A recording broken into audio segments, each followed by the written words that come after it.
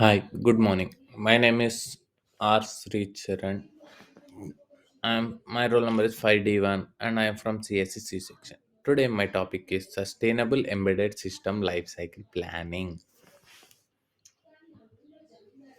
Introduction about the embedded lifecycle system.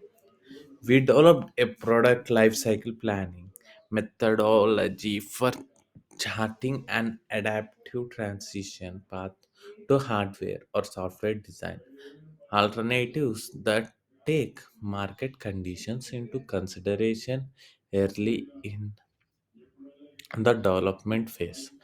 The sustainable embedded software lifecycle planning process generates transition sequences for product design alternatives enabled by replacing hardware components with the software alternatives.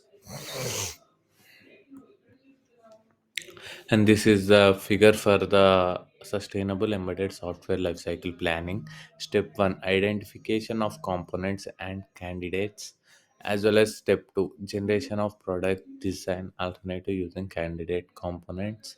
Step 3, product design alternatives transition planning. And step 4, transition planning session. The SESLP process. Figure summarize the SELP process to define an adaptive transition sequence plan throughout the life cycle. The process compresses four steps, which we explain using a robot cleaner example. To meet the company's confidently policies, we abstract the development data here as well as the marketing data used in step 4. Step 1, identification of components and candidates. In embedded system development process, a consumer electronics product functions are typically assigned to hardware or software components during the partitioning phase. Hardware and software.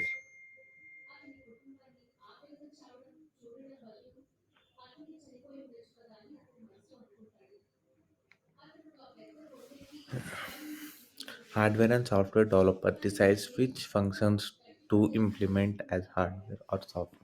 Once they specify component as software intensive, hardware or intensive, and software intensive. Hardware or software enabled components, then they identify candidate components. Software intensity and hardware intensive components each have one implementation candidate, while hardware or software enabled components have multiple candidates.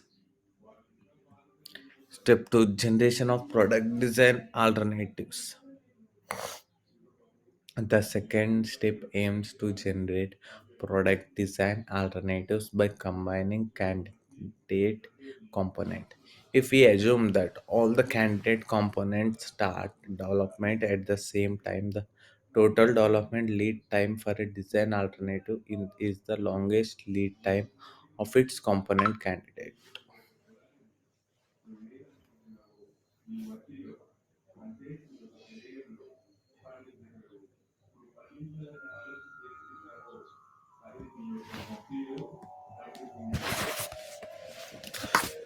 Step 3, product design alternatives transition planning. Step 3, product.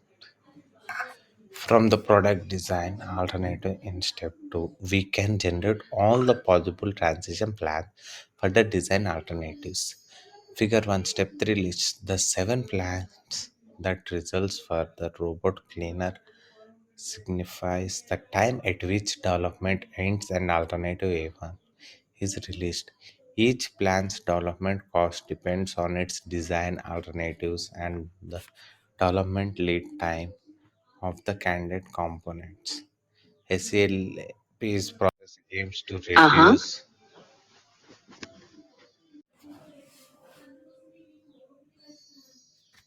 One second.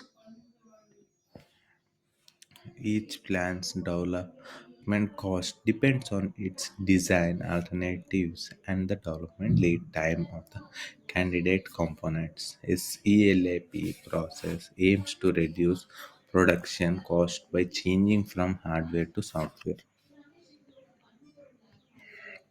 CLAP sensitive and lamination to validate the effectiveness of the SLAP process. We analyze this profit sensitive according to the change of piece and time to market and discussed its limitations. Price sensitive or price plummets when competition among vendor is free, we can easily summarize that the more prices fall, the less profit there is. We consider various steps at which the robot cleaners initialize price plummets to almost 60% by its life cycle end. Time to make market sensitivity, reducing a product time to market in critical in competitive market. Thank you for giving this great opportunity to give an explanation about the topic.